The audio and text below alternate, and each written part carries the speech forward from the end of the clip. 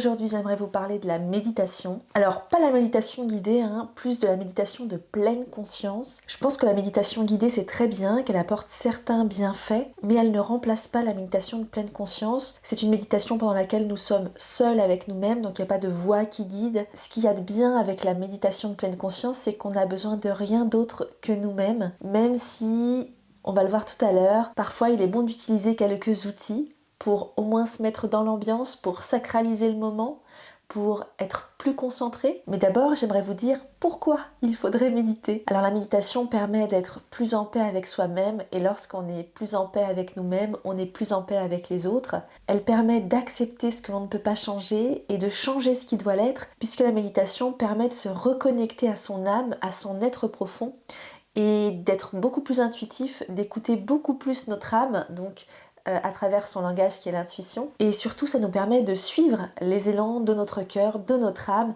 et d'aller dans la bonne direction. Donc il n'y a pas que la méditation qui fait ça. L'essentiel, c'est vraiment de se reconnecter à son âme pour pouvoir aller sur le bon chemin. Alors, il n'existe pas de bon ou de mauvais chemin. Je pense que tous les chemins sont nécessaires et nous apportent quelque chose. Et même parfois, quand on a l'impression de s'être trompé de chemin, c'était un passage obligé, nécessaire pour la suite. Ça nous a permis peut-être d'acquérir des qualités, ça nous a permis de se remettre en question, ça nous a permis peut-être une nouvelle compréhension et surtout de savoir ce qu'on ne veut plus pour aller vers ce qu'on veut véritablement. Donc je pense qu'il n'y a pas de mauvais chemin, mais lorsque l'on se reconnecte à son âme, à son être profond, on est beaucoup plus heureux puisqu'on sait qui on est et où on doit aller. Alors pour se reconnecter à son âme, il y a plusieurs moyens. À vous de trouver le moyen qui vous convient le mieux. Mais le moyen le plus universel et le plus pratique, puisqu'il ne demande aucun outil, c'est pour moi la méditation. Alors bien sûr, la méditation n'empêche pas les épreuves, c'est pas parce qu'on est connecté à son âme que tout à coup il nous arrive plus rien de dramatique dans notre vie et on est heureux, on est dans le pays des bisounours, pas du tout. Mais en tout cas, ça permet d'accepter peut-être ce qui nous arrive, de réagir aussi différemment à ce qui nous arrive et que ça nous affecte moins en tout cas. Alors il y a plein de bienfaits avec la méditation que je pourrais prendre du temps à vous lister, je vais vous en donner quelques-uns. Donc elle permet d'être moins stressée, moins angoissée, elle réduit les pensées négatives, elle réduit la dépression. On se rend compte aujourd'hui que c'est un outil thérapeutique qui est vraiment utilisé auprès des personnes qui ont des tendances dépressives. La méditation contribue au mieux-être émotionnel aussi. Elle améliore le sommeil, réduit l'hypertension artérielle, elle augmente l'espérance de vie, oui, oui, parce qu'on fait des choix plus conscients.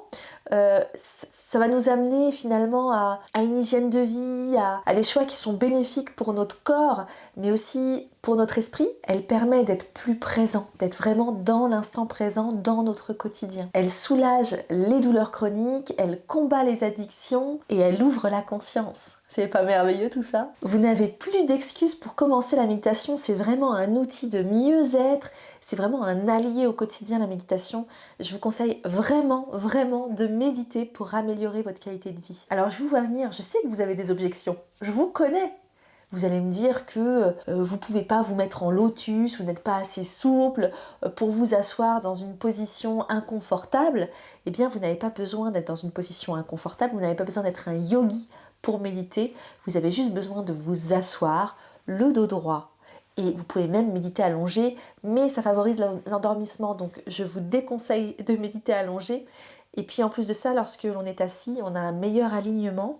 Ce que vous pouvez faire, c'est vous asseoir sur votre fauteuil préféré, sur votre canapé, sur votre lit avec des coussins dans le dos. Il n'y a pas de règle. L'essentiel, c'est vraiment d'être confortable pendant la méditation, parce que sinon, ça va nous donner du fil à retordre et on ne va pas pouvoir aller au bout de notre méditation. Et on va se décourager et c'est pas le plus important la position en réalité. Mais alors après vous allez me dire mais moi je pense trop, je ne peux pas méditer, je n'arrive pas à ne pas penser. Alors ça c'est une idée reçue. On ne vous demande pas de ne pas penser en méditation. Il suffit simplement d'observer ces pensées et de les laisser passer. Les pensées sont tout à fait naturelles. On ne vous demande pas de ne pas penser. Simplement, vous allez vous concentrer sur un point de concentration, on va en parler un petit peu plus tard, et dès que vous vous rendez compte que vous pensez, il vous suffit juste, tout simplement, de revenir à votre point de concentration sans aucun jugement. Ne jugez pas le fait que vous avez pensé. On s'en fiche. Chaque méditation est juste. Toutes les méditations sont justes, même si vous avez l'impression du contraire. L'essentiel, c'est de faire des pas vers la méditation. Et au début, bien évidemment, c'est comme pour un sport. Quand on commence une pratique, c'est difficile. En tout cas, on a l'impression que c'est difficile. Petit à petit, à force de pratique, à force de persévérance, c'est là qu'on commence à avoir des résultats et c'est là qu'on peut voir tous les bienfaits. Parce que la méditation, ça ne va pas vous donner des résultats immédiats. Alors bien sûr, ça peut immédiatement vous calmer, ça peut vous relaxer, etc.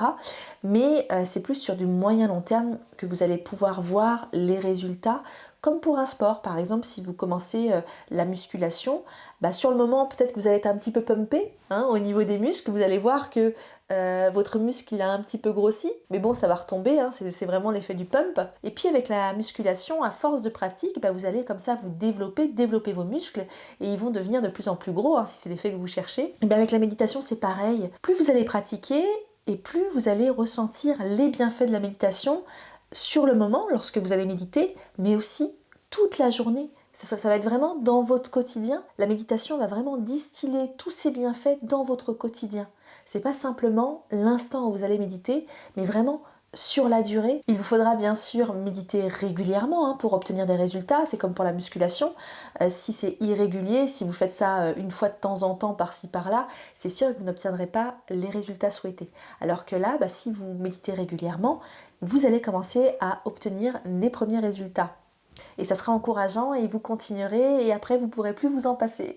Alors vous allez me dire maintenant, moi je n'arrive pas à me détendre. Eh bien la méditation est faite pour vous si vous n'arrivez pas à vous détendre. Elle est d'autant plus faite pour vous, cette méditation. Alors ensuite vous allez me dire, ah mais il y a trop de bruit chez moi, j'ai des enfants, j'ai des animaux, j'ai le bruit dans la rue, etc.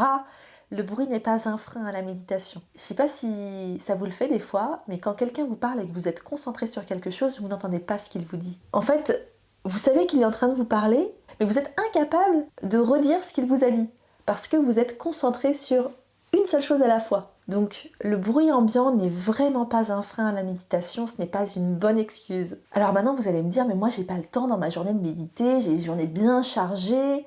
Moi aussi j'ai 24 heures dans une journée, j'ai des enfants, j'ai un travail, et pourtant je trouve le temps de méditer. Tout est une question de priorité dans la vie. Si vous avez du temps pour les réseaux sociaux, vous avez du temps pour méditer. On ne vous demande pas de méditer des heures en fait.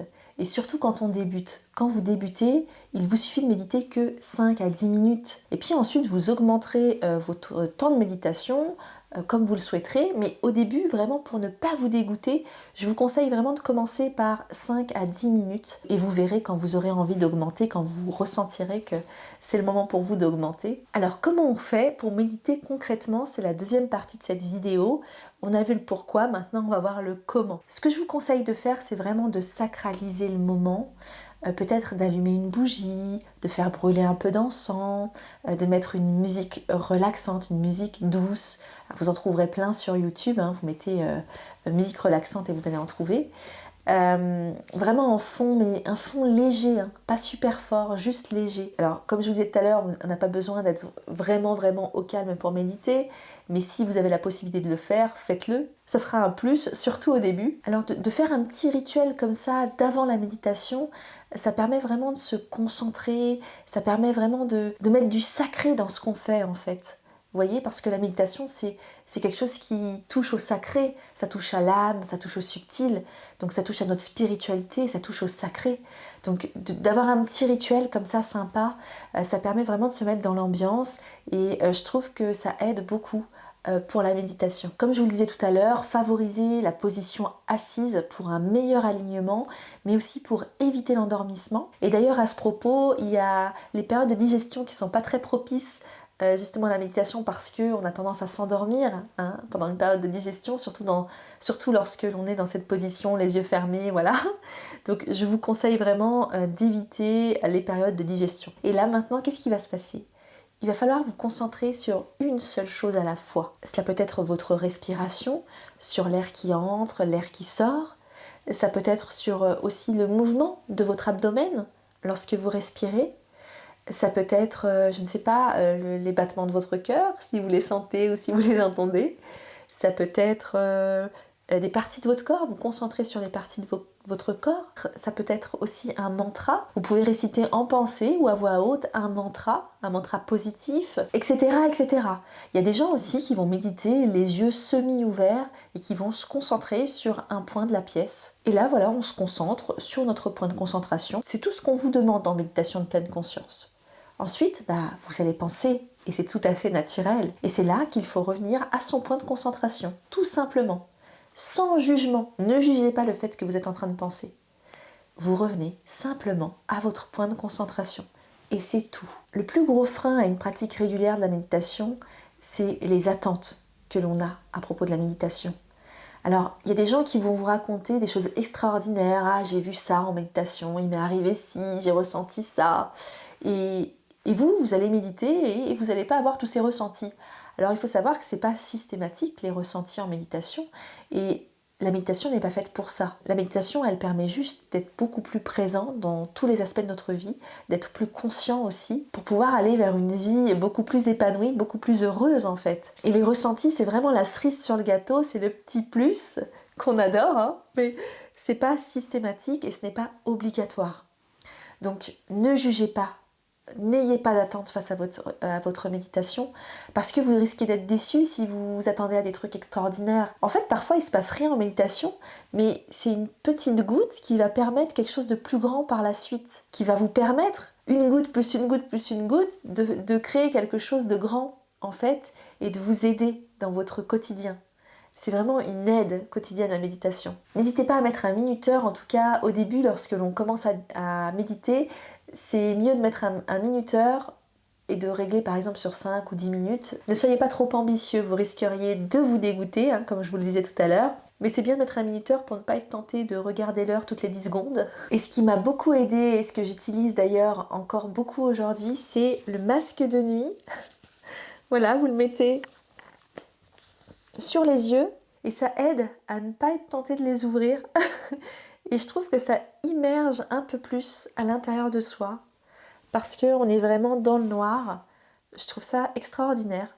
Je ne quitte plus mon bandeau pour les yeux en méditation. Voilà, c'est fini pour aujourd'hui. J'espère que je vous aurai donné envie de méditer et que tous ces conseils vous aideront à la pratique de la méditation de pleine conscience. Si ces conseils vous ont plu, n'hésitez pas à soutenir la chaîne en vous abonnant, en mettant un like sur la vidéo, en commentant, en partageant, pourquoi pas. Quant à moi, je vous dis à très bientôt dans une prochaine vidéo. Bye bye!